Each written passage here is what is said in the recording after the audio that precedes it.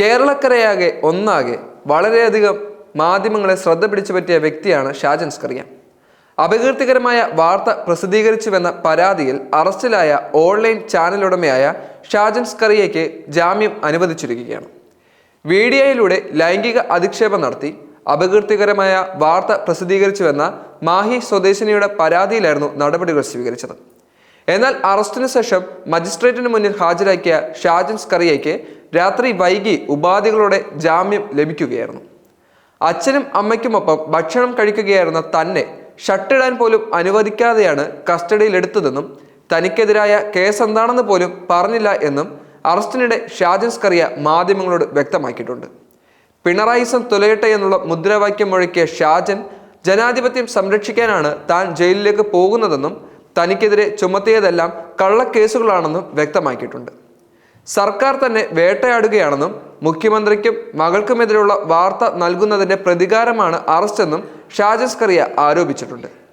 Online മാധ്യമമായ മറുനാടൻ മലയാളിയുടെ ഉടമയും എഡിറ്ററുമായ ഷാജൻ സ്കറിയയെ അദ്ദേഹത്തിന്റെ തിരുവനന്തപുരം കൊടപ്പനാക്കുന്നിലെ വീട്ടിൽ നിന്നാണ് തിരുവനന്തപുരം സൈബർ പോലീസ് അറസ്റ്റ് ചെയ്തത്. 2024 ഡിസംബർ 23 പ്രസിദ്ധീകരിച്ച വീഡിയോ വഴി യുവതിയെ അധിക്ഷേപിച്ചു എന്നാണ് പരാതിയിൽ പറയുന്നത്. UAEയിൽ പ്രമുഖ ബാങ്കിലെ ജീവനക്കാരിയാണ് താനെന്നും യുവതി വ്യക്തമാക്കിയിട്ടുണ്ട്. മുഖ്യമന്ത്രിക്ക് ലഭിച്ച പരാതിയിലാണ് ഇപ്പോൾ നടപടി സ്വീകരിച്ചിരിക്കുന്നത്. ഭാരതീയ ന്യായ സംഹിതയിലെ 79 വകുപ്പും IT നിയമത്തിലെ 120 വകുപ്പ് പ്രകാരവുമാണ് കേസെടുത്തിരിക്കുന്നത്. കേരളത്തിലടക്കം നിരവധി പ്രശ്നങ്ങൾക്കും അതുപോലെ തന്നെ വാർത്തകളിൽ ഇടം നേടുന്ന പ്രമുഖ മാധ്യമ ചാനലാണ് ഇപ്പോൾ മറുനാടൻ മലയാളി.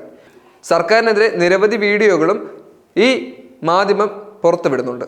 യഥാർത്ഥത്തിൽ ഷാജൻ സ്കറിയ ചെയ്ത തെറ്റെന്താണെന്നുള്ളതും വനിത ആരാണെന്നുള്ളതെല്ലാം ഇപ്പോഴും രഹസ്യമായി നിലനിർത്തുകയാണ്. എന്നാൽ പിണറായി വിജയൻ സർക്കാരിന്റെ കടുത്ത തീരുമാനങ്ങളും അതുപോലെ തന്നെ ഒരാളെ ഇല്ലാതാക്കുന്നതിന് വേണ്ടിയുള്ള ഗൂഢമായ ലക്ഷ്യമാണോ ഇതിന് പിന്നിൽ പ്രവർത്തിക്കുന്നത് എന്നുള്ളത് വ്യക്തമാകുന്നില്ല. വ്യക്തി സ്വാതന്ത്ര്യപരമായി ആ വാർത്തകൾ ആവിഷ്കരിക്കുന്നതിന് വേണ്ടിയും അത് ആളുകളിലേക്ക് എത്തിക്കുന്നതിന് വേണ്ടിയുള്ള അവകാശം എല്ലാവർക്കുമുണ്ട്. വാർത്താ മാധ്യമങ്ങളിലൂടെ ഓരോ കള്ളത്തരങ്ങളും പുറത്തു വരുമ്പോൾ പേടിക്കുന്നത് എന്തുകൊണ്ടായിരിക്കാം? ആ പേടിയാണോ ഇത്തരത്തിലുള്ള ആളുകളുടെ വായടപ്പിക്കുന്നതിന് വേണ്ടി നിങ്ങൾ ശ്രമിക്കുന്നതെന്നുള്ളതും വ്യക്തമാവുന്നില്ല. പിണറായി വിജയൻ സർക്കാർ ചെയ്ത പല നീചപ്രവൃത്തികളും അതുപോലെ തന്നെ കള്ളത്തരങ്ങളും തുറന്നു കാട്ടിയതിന്റെ പേരിലാണോ ഷാജൻ സ്കറിയനെ അറസ്റ്റ് ചെയ്തത് എന്നുള്ളത് ഇപ്പോഴും വ്യക്തമാകുന്നില്ല.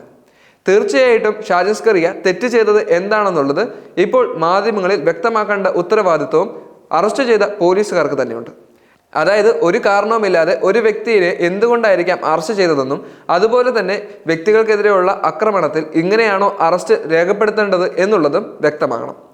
വീട്ടിൽ കയറി വസ്ത്രം പോലും ഉടുക്കാൻ അനുവദിക്കാതെ അദ്ദേഹത്തെ അറസ്റ്റ് ചെയ്ത് കൊണ്ടുപോയത് വളരെയധികം മോശമായ കാര്യം തന്നെയാണ്. തെറ്റ് തെളിയാത്തിടത്തോളം കാലം കുറ്റക്കാരനായി നിലനിൽക്കുന്നുണ്ടെങ്കിൽ പോലും മാനുഷിക പരിഗണന ഒരു വ്യക്തിക്ക് നൽകേണ്ടത് അത്യാവശ്യമാണ്. വസ്ത്രം പോലും ധരിക്കാനുള്ള അവകാശം ഷാജൻ സ്കറിയയ്ക്ക് എന്തുകൊണ്ട് നൽകിയില്ല എന്നുള്ളതും വ്യക്തമാക്കണം. ഒരു വ്യക്തി തെറ്റ് ചെയ്താൽ അത് തെളിയിക്കാനുള്ള അവകാശം തീർച്ചയായിട്ടും ആ വ്യക്തിക്കുണ്ട്. അദ്ദേഹത്തിന്റെ തെറ്റ് എന്താണെന്നുള്ളതും അതുമാത്രമല്ല ആ തെറ്റ് അദ്ദേഹം ചെയ്തിട്ടില്ല എന്നുള്ളത് ഉറപ്പുവരുത്തേണ്ട ഉത്തരവാദിത്വം അദ്ദേഹത്തിനുണ്ട്. പ്രമുഖ മാധ്യമ ചാനൽ നടത്തുന്നത് കൊണ്ട് തന്നെ ഓരോ വ്യക്തിവൈരാഗ്യം മൂലം അദ്ദേഹത്തിനെതിരെ രൂക്ഷമായ വിമർശനങ്ങൾ ഉന്നയിക്കുന്നത് വേദനാജനകമായ സംഭവമാണ്. രാജ്യങ്ങളിൽ നടക്കുന്ന യുദ്ധങ്ങളടക്കം വലിയ ചർച്ചാ വിഷയമാക്കുന്നതിന് അദ്ദേഹത്തിന്റെ ചാനൽ പരിശ്രമിച്ചിട്ടുണ്ട്. അതുകൊണ്ട് തന്നെ കേരള സർക്കാരിന്റെ അടക്കമുള്ള വലിയ മോശമായ കാര്യങ്ങളടക്കം അദ്ദേഹം ചർച്ചകളിൽ നടത്തുകയും ചെയ്തു. അതുകൊണ്ടാണോ അദ്ദേഹത്തിനെതിരെ ഇത്തരമുള്ള ഒരു പരാതി വന്നതും അതുപോലെ തന്നെ അതിന്റെ പേരിൽ അദ്ദേഹത്തെ അറസ്റ്റ് ചെയ്തത് എന്നുള്ളതും വ്യക്തമാകേണ്ടിയിരിക്കുന്നു. രണ്ടാം പിണറായി വിജയൻ സർക്കാരിന്റെ ആഘോഷങ്ങൾ കേരളത്തിലൊന്നാകെ ഇപ്പോൾ അതിഗംഭീരമായി നടക്കുകയാണ്. എന്നാൽ പിണറായി വിജയൻ സർക്കാർ ഇനി അടുത്ത ഇലക്ഷനിൽ ജയിക്കുമോ എന്നുള്ളൊരു കാര്യത്തിൽ സംശയം നിലനിൽക്കെ വളരെയധികം സന്നദ്ധ പ്രവർത്തനങ്ങൾ ഇപ്പോൾ LDF നടത്തുന്നുണ്ട്. എന്നാൽ പിണറായി വിജയനും മകൾ വീണ വിജയനുമെതിരെ ശക്തമായ നിയമ കുരുക്കുകൾ ഇപ്പോൾ നടന്നു വരുന്നുണ്ട്. CMRL കേസിനെതിരെ ശക്തമായി തന്നെ പ്രതികരിച്ച ഒരു വ്യക്തി കൂടിയാണ് ഷാജൻ സ്കറിയ. അതുകൊണ്ട് തന്നെ LDFനും പിണറായി വിജയനും അദ്ദേഹത്തോട് വെറുപ്പുണ്ടാകാനുള്ള സാധ്യതയുണ്ടോ? പിണറായി വിജയൻ എന്ന വ്യക്തി കാരണം മാത്രം LDFന് മോശപ്പേരുണ്ടാകാനുള്ള സാധ്യതയുണ്ടോ? ഒരിക്കലുമില്ല. LDF എന്നത് ജനങ്ങളുടെ സേവനത്തിന് വേണ്ടി ഒരുക്കിയ ഒരു പാർട്ടിയാണ്. അവർ ജനങ്ങളുടെ സേവനം ഇപ്പോഴും ഒരുക്കിക്കൊണ്ടിരിക്കുന്നു.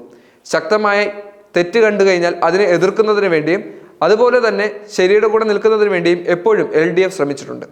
അതുകൊണ്ട് തന്നെ ഇത്തരത്തിലുണ്ടാകുന്ന വ്യാജ പരാതികളോ അല്ലെങ്കിൽ അക്രമങ്ങളോ ഇതുപോലുള്ള അറസ്റ്റുകളോ സർക്കാരിന്റെ പേരിൽ തെറ്റായി കാണാതെ ഒരു വ്യക്തിയുടെ വ്യക്തിവൈരാഗ്യം മാത്രമാണോ എന്നും നമ്മൾ ചിന്തിക്കേണ്ടിയിരിക്കുന്നു.